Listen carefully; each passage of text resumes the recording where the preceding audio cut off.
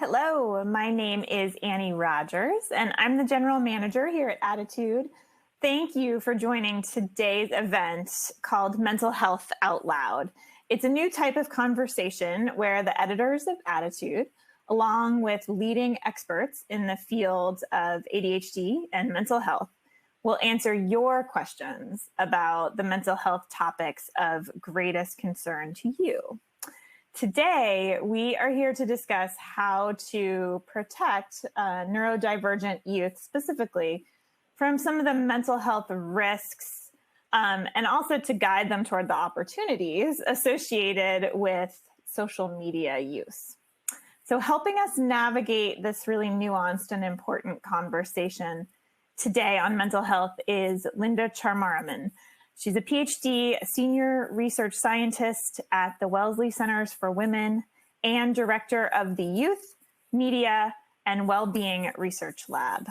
Her research interests include technology and adolescent health, digital citizenship, innovative research methods to include overlooked and hidden populations, and how social media identities, such as gender, race, ethnicity, sexual orientation, and even political affiliation affect well-being. Welcome, Dr. Charmaraman. Thank you so much for joining us here today. Thank you so much for inviting me.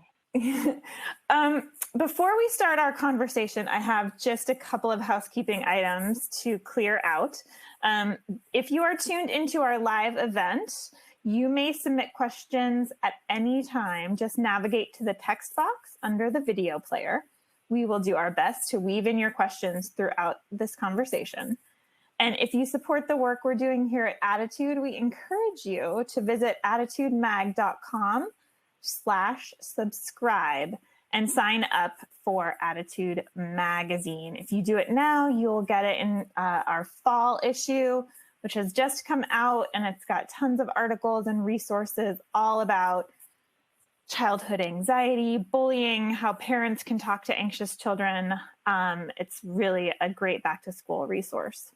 So, Dr. Charmaraman, without any further ado, thank you so much for joining this urgent and important conversation about mental health and social media. We will be really basing today's conversation off of questions that we have received already from the ADDitude audience. So I'm really just going to dig right in because we got so many questions. I would love to touch on as many as possible. We had a reader write in to say that I'm really curious about the side effects of social media use with children, adolescents, and even adults. I've noticed an increase in anxiety, depression, isolation, disengaging from social activities and sports that I attribute to too much electronic time. We heard a lot of questions like these. And so I wanted to just start out with asking you, what do we know about the connection between social media use and mental health, specifically among adolescents? And has this changed in the last 2.5 years? Yes, this is a very, very popular question. It's on the minds of so many parents and educators and people in the community taking care of adolescents.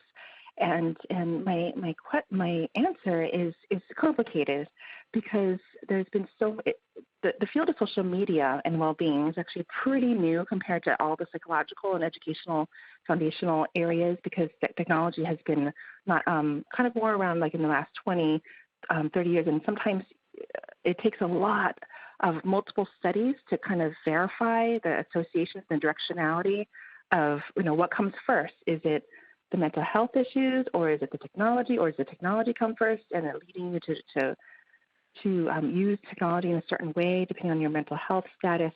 And so for every study you find out there that shows a strong association with mental health and negative mental health, outcomes and technology, there's also studies that show no connection, and there's also studies that show positive connections. And so in order to sort of winnow it down to something that maybe is more meaningful for people who aren't in the research world, I would say that it really depends on who your child is, what is their temperament, what is their ability to self-regulate, and what is the content that they are logging into.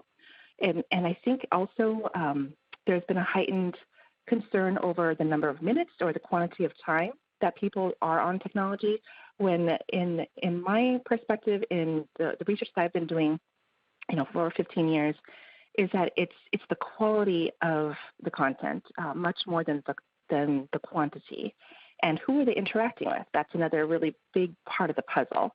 Are they interacting with healthy, communication, peers, or are they interacting with people who don't treat them very well?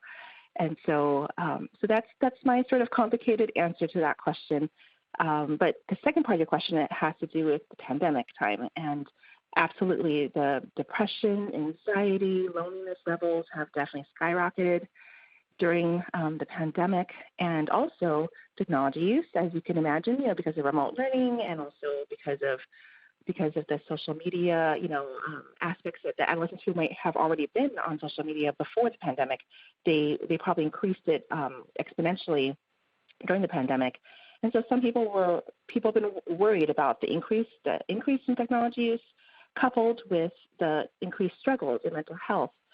And for some people, it was hard for them to find their community during the pandemic, because they weren't already kind of logged in. They didn't have their community already in place. I did all these interviews with adolescents during the pandemic, and some of them, it felt like almost like normal, because they're communicating with their friends all the time anyway.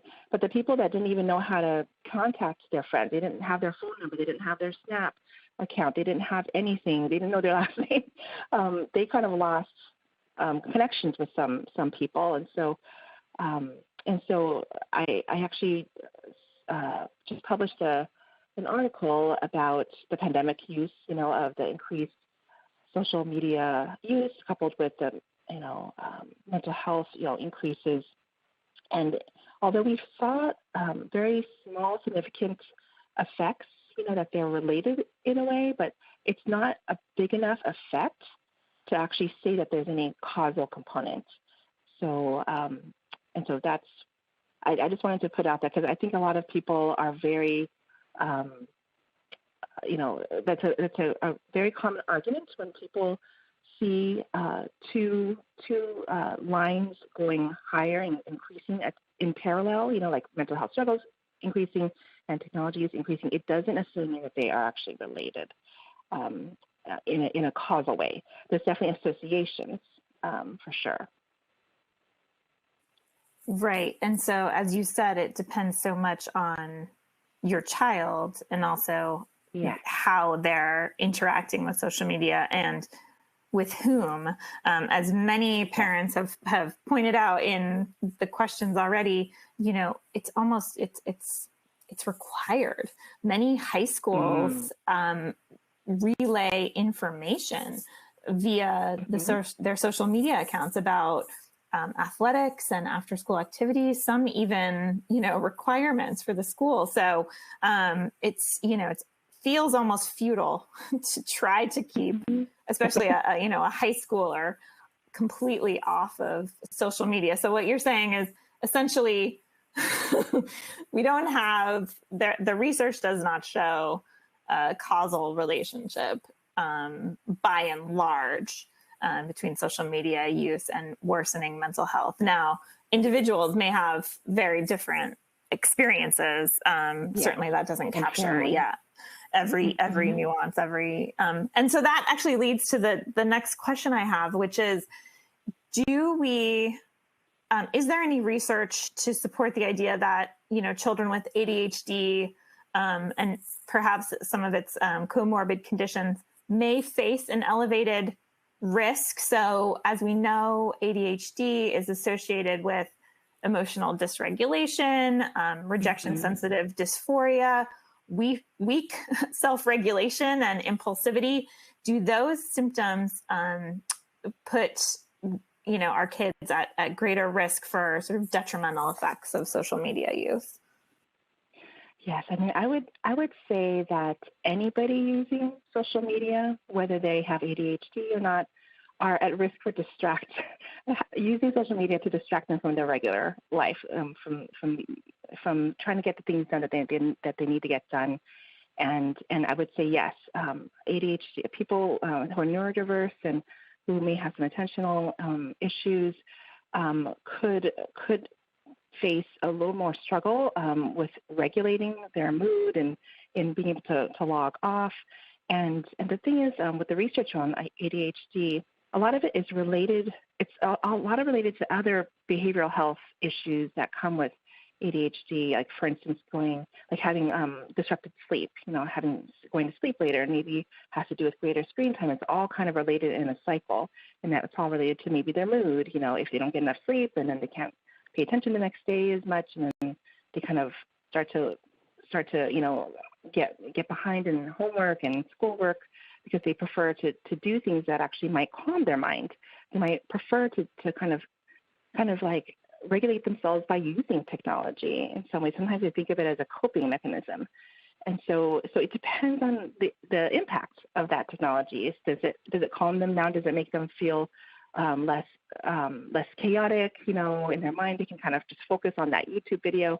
Or does it make them more moody? Does it make them feel like they have withdrawal symptoms, like as if it's an addiction, and then they kind of lash out at their family? And then the latter scenario is definitely, it's probably not a good tool to use for that particular individual, but other individuals might use it actually to really help them regulate their emotions. So. Okay. And I guess one very public display that we've seen, some research that we've seen about sort of the risks to a certain population are the studies out of, I guess, Meta regarding teenage girls and their use of Instagram. And this kind of, I think it hit the news, about a little over a year ago, I believe, that it was worsening or perhaps even causing eating disorders among this population. And that idea of, I guess, the echo chamber, that if someone has shown an interest in like dieting content, they show you more and more and more dieting content, and it's hard to escape. Can you speak to that at all, and that risk that social media plays, especially to teenage girls, but overall of creating this echo chamber? Yes. I mean, there was a lot of press about those leaked findings about, teenage girls and body image issues, but I would have to say that I was not surprised at all, because the research has been showing that for many, many years, and it just felt like they were like certain companies, social media platform companies are kind of behind in being on top of the latest peer-reviewed research out there of scholars of this field.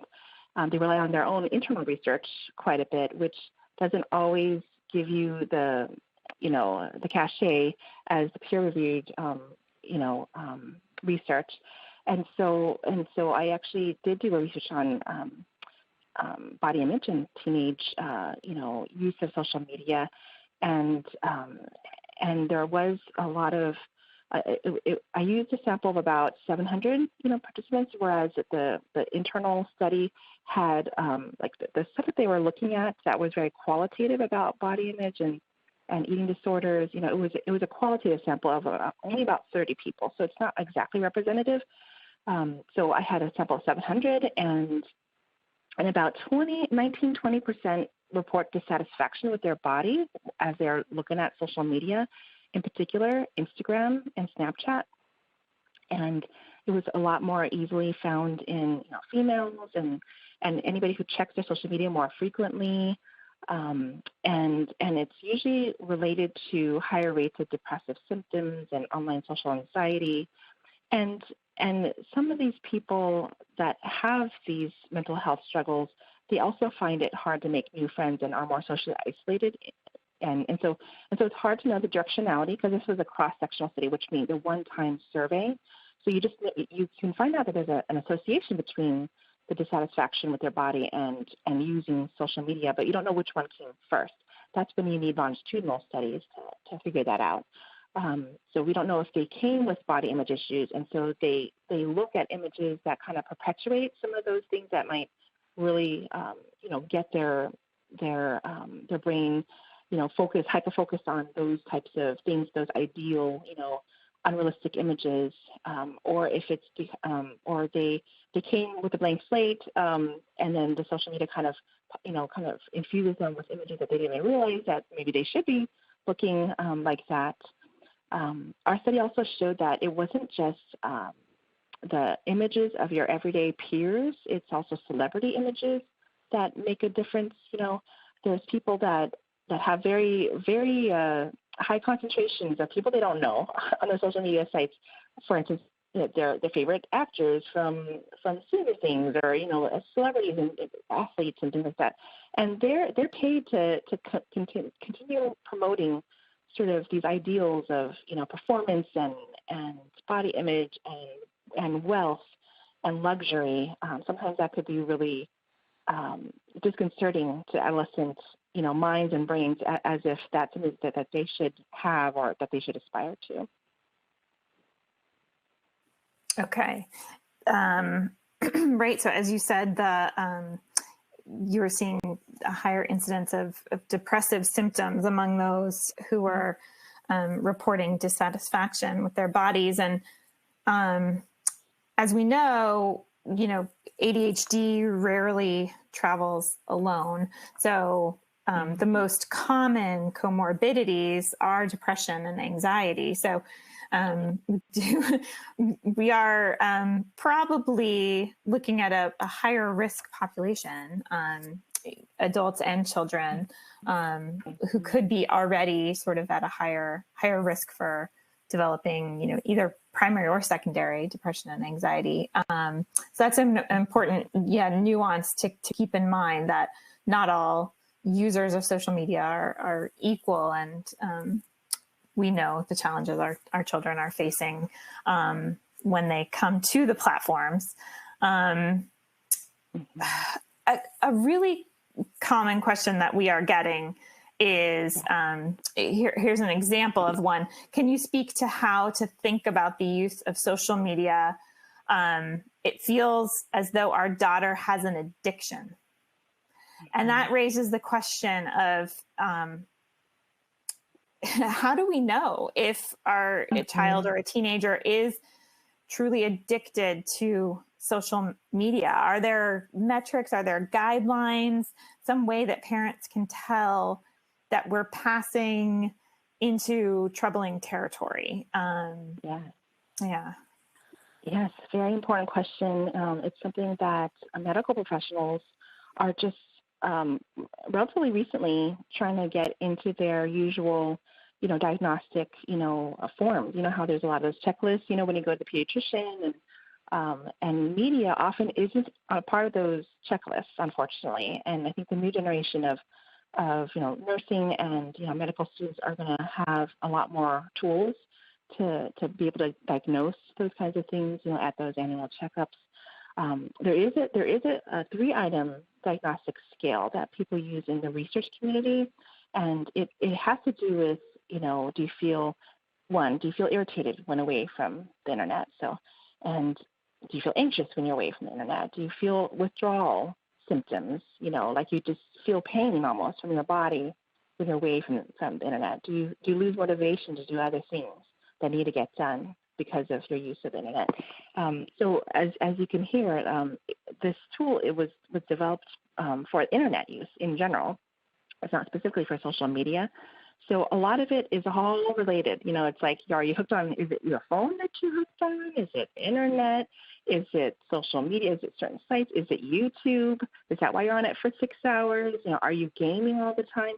So I think internet is a good gauge too, because you could use it in so many different ways, actively or passively. And I'd say if those questions I asked earlier, if your child is feeling like, if they can't have normal interactions with other people without the internet, if they've lost their friends in person, they don't ever see their friends in person because they prefer the internet. Although ADHD individuals do prefer, some of them do prefer being on technology and communicating with their people through technology.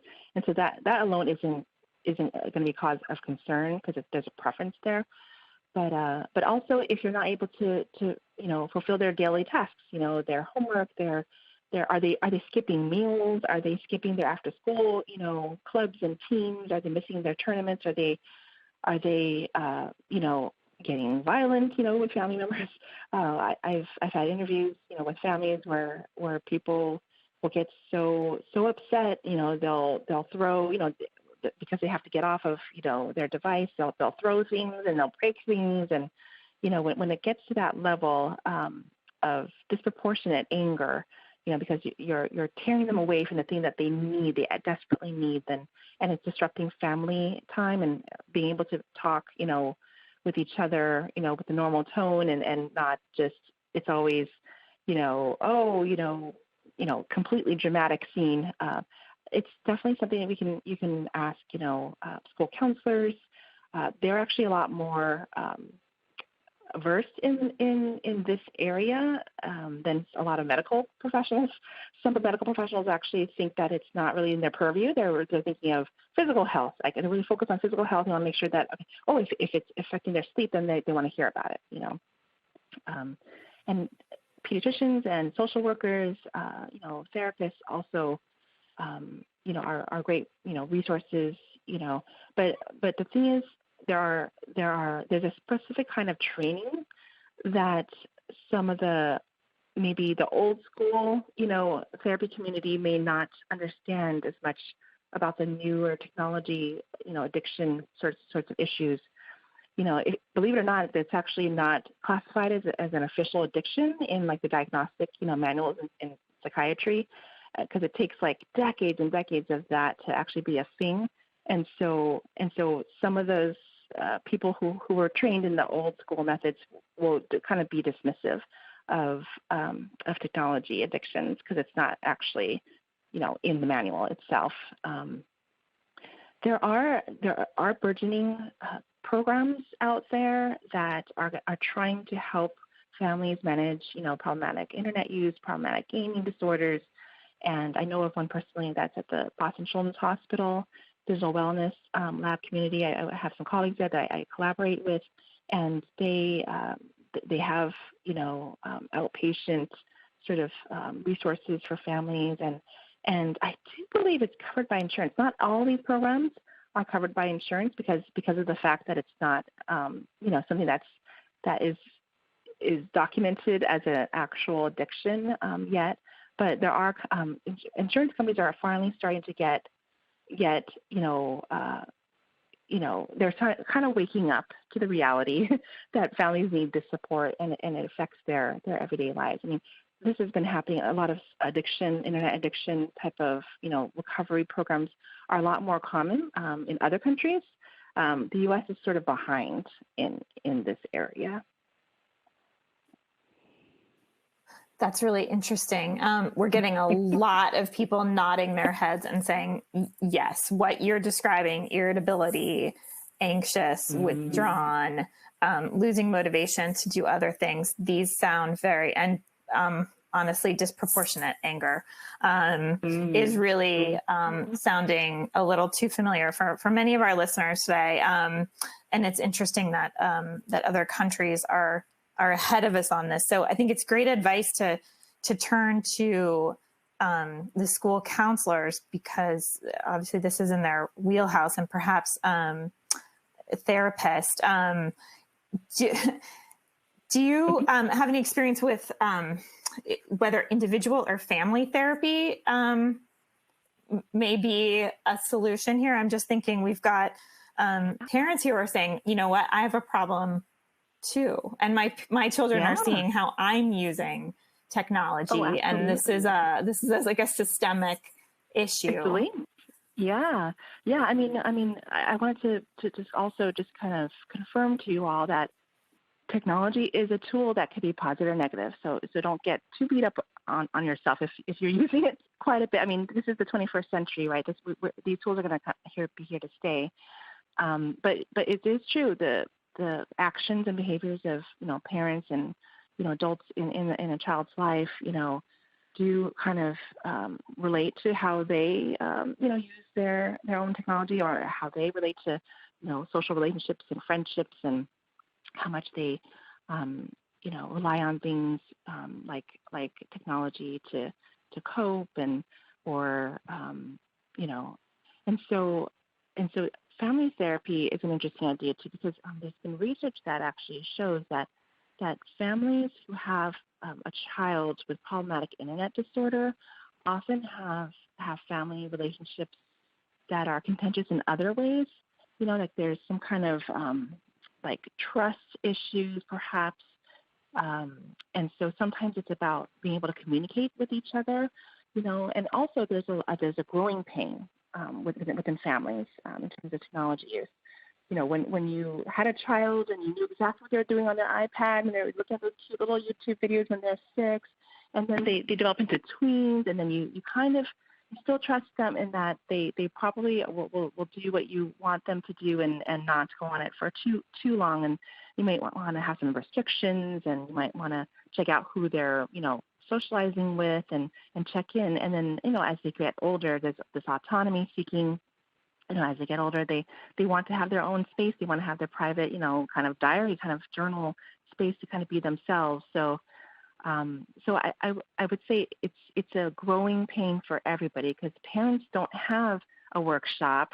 They don't have like a class that they can take and be like, oh, when is a good time to start? Just trusting that I've given them all the active communication strategies about what to look out for on the internet. When do I let them go and kind of just be their own, independent, autonomous self?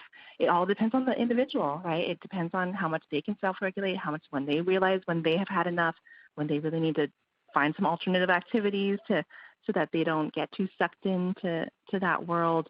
On the other hand, if they are really finding real connections with their friends in real life, maybe they're on Discord and they're gaming and they're also talking about homework that day. I mean, that's another healthy way of dealing with being with your friends.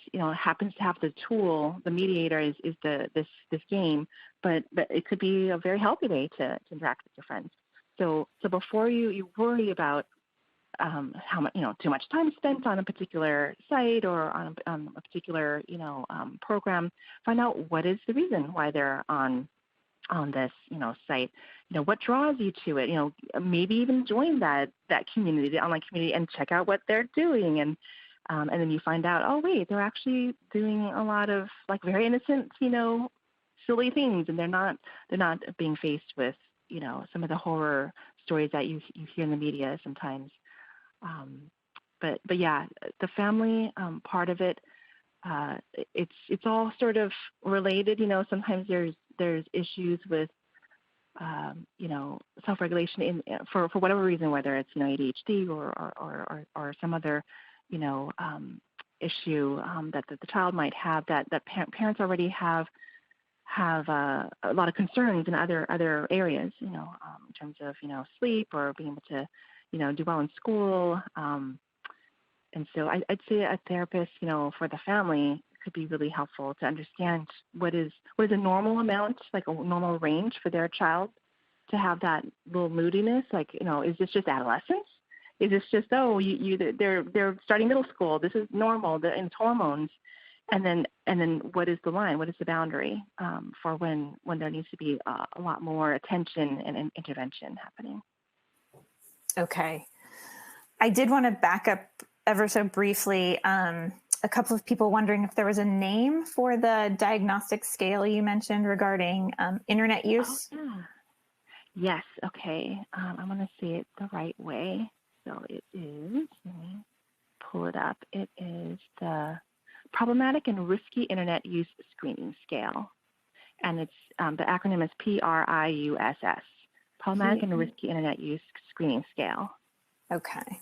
And if you missed that, everyone, we will provide that name and a link, if we can find it, in the resources when we send them out after the event. So if you missed it, please don't fear. We will follow up with that.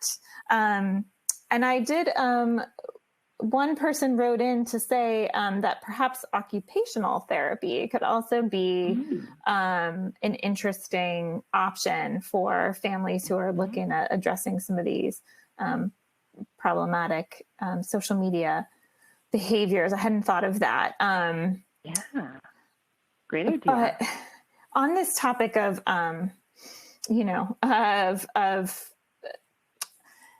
parents modeling the behaviors, it almost goes without saying, but I'm going to say it, that ADHD is highly heritable. So if a child has ADHD, chances are at least one of their parents also has ADHD. It may not be diagnosed. As we know, ADHD was really not well recognized in women, particularly until quite recently. So there are a lot of moms out there who have been dealing with symptoms their whole lives. So regardless of diagnosis, we know that ADHD brains are always seeking dopamine, and that social media can deliver dopamine in spades, right? So there could be, beyond, perhaps some problematic family dynamics, there could just be a hereditary dopamine seeking neurobiology here at work, right? I mean, that could be underlying some of this. Oh yeah, absolutely. Absolutely. I mean, kind of related to that, sometimes ADHD, individuals with ADHD are more likely to engage in like problematic gaming behavior, because they use it as a coping strategy. So they can really, it makes them feel like they have more control over their negative thoughts. That was something that was really interesting. I looked at a study recently about how mental health and behavioral difficulties, when they're feeling like they can't control some of this negative thoughts, they turn to digital technologies to help cope with it, to distract themselves from the negative thoughts. So sometimes, the technology, it really depends. I want to circle back again about what is their motivation for using it, and what is the gain? Like, what is the thing that it detracts from, and is it worth it, to have some of those gains? But yeah, the heritability thing is interesting. Yeah. So in a way, the parents might understand too. So in a way, they kind of understand that it feels good, when you're distracting yourself from those negative things that you might want to escape from, which is a normal sort of human condition. It's really not just ADHD and people in ADHD, but it is a coping strategy, especially during times like these in the pandemic when they can't go outside as much. The world keeps changing about everybody's sort of tolerance for technology use. So. Absolutely. And a phenomenon that we have become familiar with here over the last year or so is something called revenge bedtime procrastination. I think some of our listeners may be familiar with it. We do have an entire webinar on this topic, but basically it's the idea that it tends to be adults who talk about it more, but that at the end of the day, when you've just spent you've bled your last ounce of energy, you've had no time for yourself all day, and so you end up lying in bed and doom scrolling for like far too long, and it's sort of, it's like taking the place of a healthy relaxation. It's you want to claim your me time, but you end up sort of sabotaging, right? Because then you're just exhausted the next day and you fall into this terrible pattern. So I know that sleep is critical for developing minds and bodies, and so that is kind of, I guess, an easy guideline to give parents, that the phones should not come into the bedrooms at night. I have heard that. I don't know if there's any research to back that up, but have you seen anything regarding setting that limit on technology use for youth and adolescents? I think there's been research about the impact of notifications on phones for sure, because then you're kind of keyed into that notification. You want to be there right when something interesting happens. And so, yes, it definitely disrupts sleep. And probably one of the solutions could be to turn off the notifications for sure, and not to sleep with your phone. And be don't worry about it in terms of you thinking that your family is the only one that has their phone nearby at nighttime, because 80% of adolescents actually sleep with their phone. So the ones with the phone, and so that is a very common thing. The American Academy of Pediatrics recommends an hour before bedtime to kind of turn it off, which is really painful. I'm sure some of you are wincing. That's your time when you can do your revenge, scrolling. But it does disrupt the sort of circadian, patterns with the blue light, and it might be really harder to fall asleep, and that might be especially an issue for individuals with ADHD who may just want to just keep feeling that, sense of dopamine from that, like, really interesting YouTube channel that keeps using those algorithms to keep them hooked. And so, yeah. Oh, excuse me. Right, exactly. So there are a lot of parents listening who are wondering what, they're negotiating with teenagers, right? This is not an easy job. So that is one piece of bona fide medical recommendation that we can share with our teenagers, that the American Academy of Pediatrics, did I get that right? Yes, recommends no phone use for an hour before bed. Now, we know they're not going to welcome that with open arms, but that's okay. Are there other recommendations regarding, I know you said quantity is not as important as quality, but regarding limits on hours of screen time at different ages that we could also use to our benefit in these conversations? Sure. I would say that a lot of people don't realize the impact of the network that your child, socializes with, the peer networks. And there's been research in our lab and in other labs that the larger the network, the more social obligations you have, and the more hooked you get, because you have so many people that you want to, interact with their posts, and they're going to feel upset if you don't, interact as much. And so I think one recommendation, it's not, hard and fast rule about the maximum number, but really pay attention to who your kids are interacting with. If it's like 1,000 people and they're like in 7th grade, how do they know 1,000 people? That is alarming, and it's actually very common. They will just keep adding those quote unquote friends and followers who they don't know. A lot of them they don't know because they are friends of friends, or friends of friends of friends, or they are celebrities. And then their feed, as they're scrolling through, are often taken up by things that advertisers want them to see, and not like hanging out with their friends and find out what's going on with their friends, which is really the point of social media. Is you're connecting with people that you want to connect with, not with a bunch of ads or a bunch of influencers that want your attention. So I would recommend really thinking about the network, and when you have conversations with your child about, okay, you're starting to feel bad about yourself, maybe about your body image, or you notice it right after you're scrolling through Instagram, for instance. Maybe scroll together through it, and then they can point out what it is that is making them feeling, kind of dissatisfied with themselves, or they're feeling not good enough, they're not beautiful enough, not smart enough, whatever it might be. Those people, those influences, definitely at that age, it's hard for tweens especially to unfriend or unfollow or not accept somebody's friend request. You think it's not, it's a thing. Everybody's friends with everybody else. You want to have as many people in your class, to show that you're popular and all that kind of stuff. And so it's okay to kind of reassure them that, oh, this person is posting things that are really inappropriate or really getting you down. Let's just sort of hide them for a while, or unfriend them. You can always friend them again when things settle down with your mood. And So that's something I would love to kind of put out there is parents be interested in who they're interacting with, and also if they are using social media to compare their lives with other people's lives. So that's usually called, like lurking or sort of passively looking at things.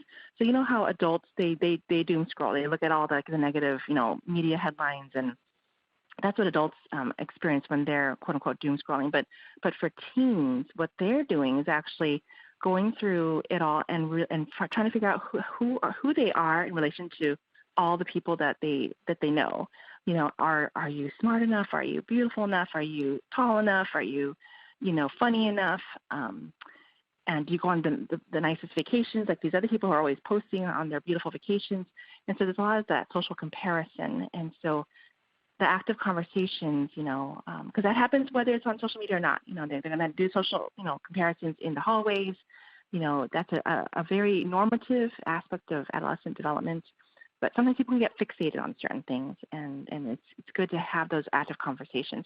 And that's the best time is when they're tweens, heading into the smartphone era, and as they work on their smartphone use, their early smartphone use, and starting up their first social media sites, to continue being with them, like having conversations about what's going on, how is it going, who is this person, how do you know this person, maybe being friends with them on their network, that will be helpful.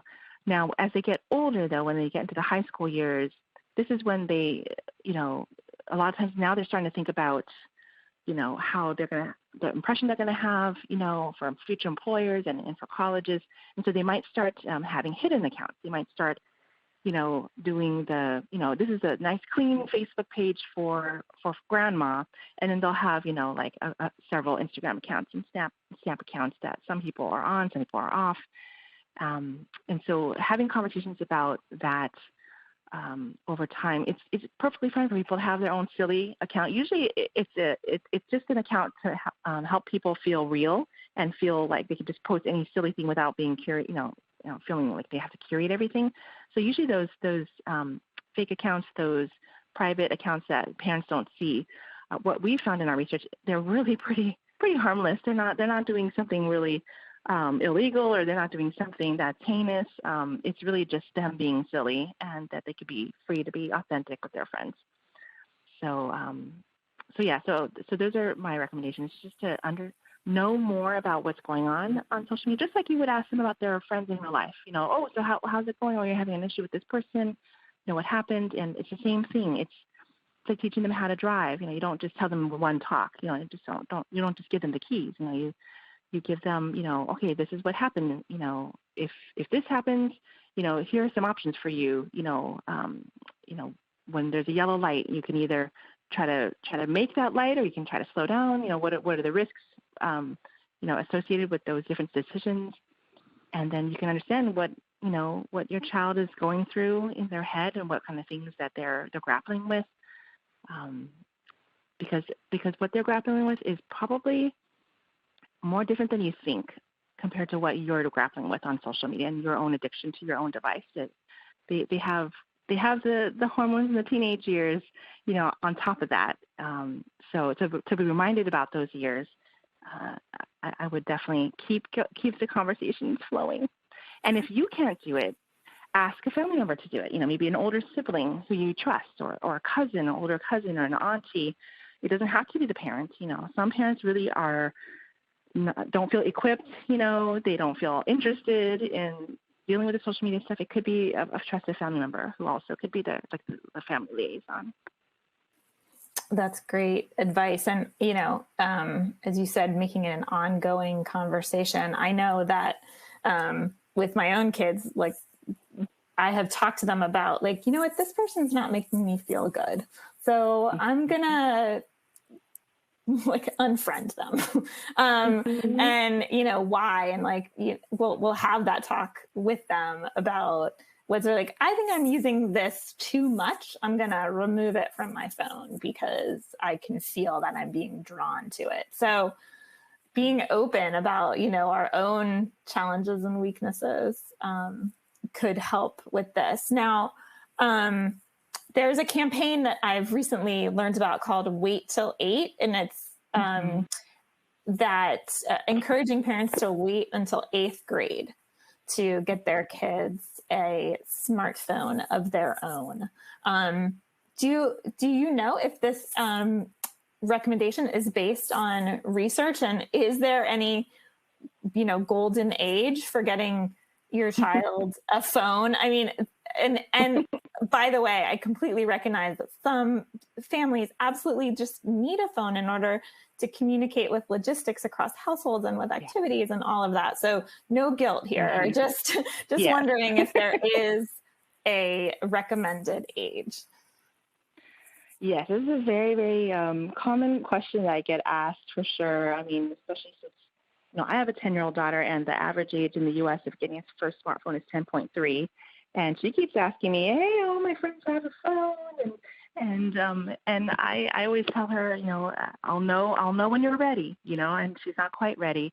And the Wait Till 8 movement, I think, is more about parents trying to band together to make sure that if they want their child to wait till then, they have other families that will be a part of that movement too, or else it doesn't work. If they're the only ones that have no phone or social media, and it would increase feelings of isolation. Now, there's very little research on the impact of early initiation, into social media. Our lab happened to publish something this year about early initiation, whether if it's any different between 13-year-olds versus 11 or 12 versus 10-year-olds. And what we found is that it really doesn't matter as much between 11, 12, and 13 if they have a phone at that age in terms of the negative consequences of, problematic internet use, being on it too much, or harassment, online harassment, and sexual harassment. There's not much that is a difference between those ages. However, if you give them a phone at 10 or younger, like 9, 10, 8, they're significantly more likely to report, more harassment, more experiences of doing things that are behind their parents' back. For instance, like having friends that they know their parents wouldn't approve of, and so I feel like that 10 age might be it's a little bit of a tender age for them to be able to go on social media in predominantly, mainly because of the fact that the earlier you start social media, the earlier you start your network building. And as I said before, the more that you have on your network, like let's say you have 1,000 people, versus 50, you don't have as many social obligations if you just start really slow and low. 50 is manageable. Maybe it's all the people in your class, plus some after school people and some family members. Okay, that's very manageable. But if you're 10 and then you start early and you start snowballing, and then maybe you have 1,000 people by the time you're 13, as I said before, it really increases likelihood that the more you're on it, the more you're obligated to be on it, the more you don't want to miss out. It just kind of snowballs.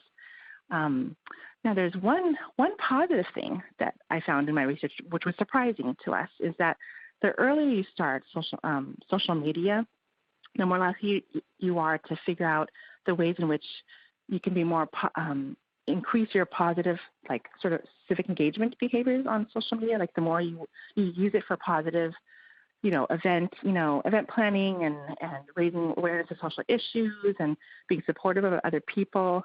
And so you not only learn you get exposed to a lot of the negativity, but you also know how to use it in a positive way, as opposed to those people in which the parents kind of kept them away from social media until they're 13, for instance. A lot of times they've been kind of kind of infused with the messages that social media is harmful.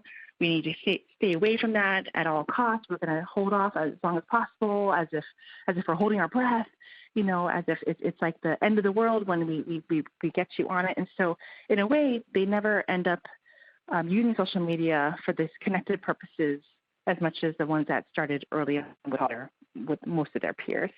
And so there's a pro and a con. It really depends on your child.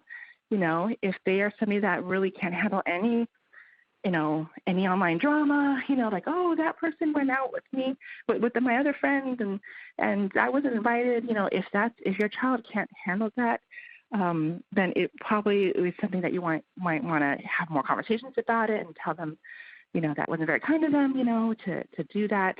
But then they're not necessarily doing that to hurt you. They're just posting and not thinking about it. That's what teenagers do. They post, they don't think about the consequences of it. That's a normal thing in adolescence. And sometimes people interpret it as something more negative than that. The purpose of that person was a little bit thoughtless kind of thing. Okay, that's helpful. That question. Yeah.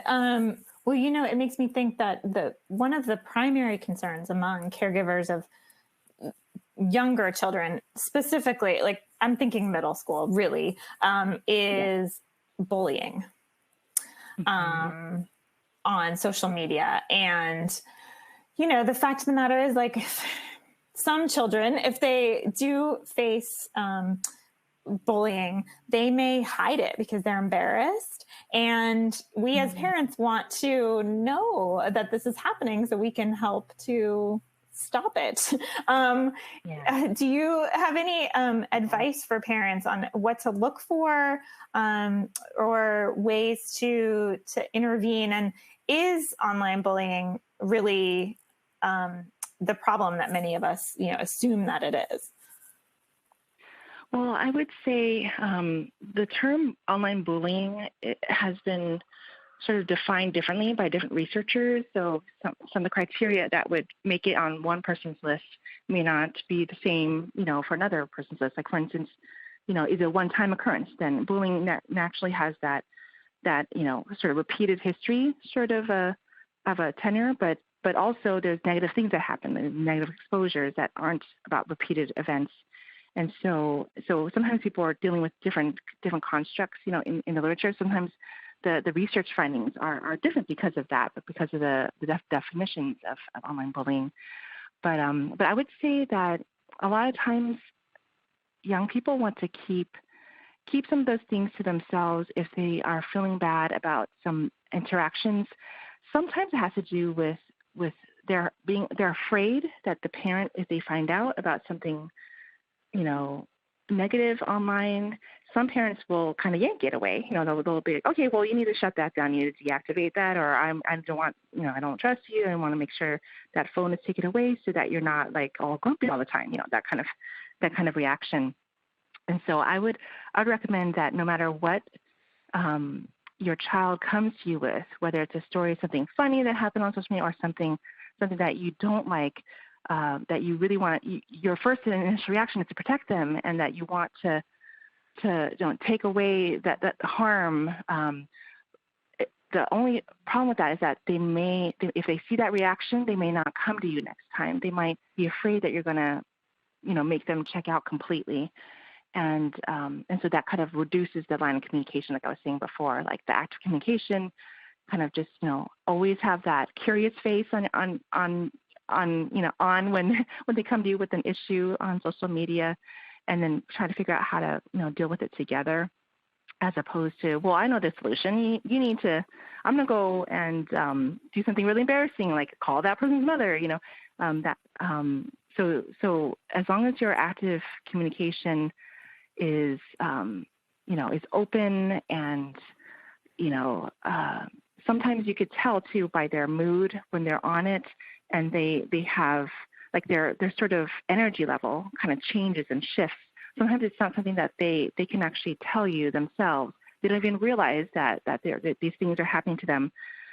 That's when I would just elicit, the conversations. I would make sure that we talk about it and also co-view it. Back in the old days, when they are 6, you're kind of co-viewing those YouTube videos. You can also co-view their social media accounts. As some parents look at their kids' texts, just to see what is going on, making sure that everything is in the healthy range of communication. Mm-hmm.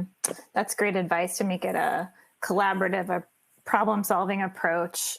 Because you're right, if they sense that they're going to lose their phone entirely or lose access to all social media, chances are they are not going to be openly sharing those experiences with us. And that actually leads to a question I want to make sure we get to. So many parents, myself included, are very concerned about Snapchat. It has sort of made a resurgence. All the kids are using it, and you can't see what's going on there because the messages disappear. Should we be worried? Should we disallow Snapchat? Is there any research on Snapchat that we can point to? This just seems like it is unique in this way, but probably there will be others like it that where the digital footprint is very difficult to follow, and that makes us really nervous.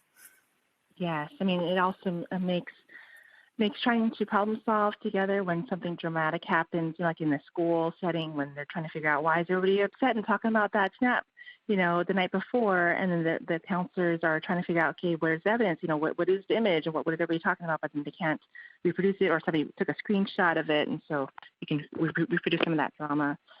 I mean, I would say most of the interactions that people are having, that tweens are having, at least on social media, are primarily positive. I think I saw there was a national study that said, primarily about 70 to 80% of youth feel more connected on social media, and around 25 or 26 of them feel like it actually reduces, their mental health or feeling like it makes life more difficult for them, and so I would say, for those people, for that subset of people in which it's not just cute, silly photos and it's not just like, cute memes and things like that, that there are things that are happening that make them, feel more isolated, feel less connected, they feel the FOMO, the fear of missing out quite a bit. So if your child is that person that really is highly sensitive to FOMO and highly sensitive to finding out things that they thought they were, somebody's really good friend, and they find out that they're not as good a friend. Those are some conversations to have. I think Snapchat is, I would say I wouldn't necessarily, as a whole, as a social media platform, I wouldn't veer people away from it. Although I would say that the impact of the social obligations because of the streaks, I think could really fuel into the hyper, focus on Snap. They don't want to break the streak with some of their closest friends, and that could cause a lot of anxiety and a lot of misunderstandings. I've known youth in our studies that have, when they go on vacation, they actually hand over their Snap account to their friends so that they can keep the streaks going, because they're going camping. They don't have internet access. And so it's that level of social obligations that are happening in our youth today that they really don't want to break those streaks. And in my mind, that probably is it's something that a lot of parents don't realize, that the kids are really worried about losing those streaks and increasing the social obligations, which increases anxiety and maybe feeling depressed because people get into fights. The friends get into fights because, I did this for you for 6 months and then you just dropped, you forgot me. And so there could be increased drama because of those features of Snapchat. So just check in with your child, make sure that they're using it in ways that it's not going to increase the online social obligations and their anxiety. I do not know a single parent of a tween or a teen who wants more drama in their life. So, and I was blissfully ignorant about the streaks issue. So those are all really good things to keep in mind as we navigate our way through this. And, unfortunately we're out of time here today. This was such a really illuminating conversation.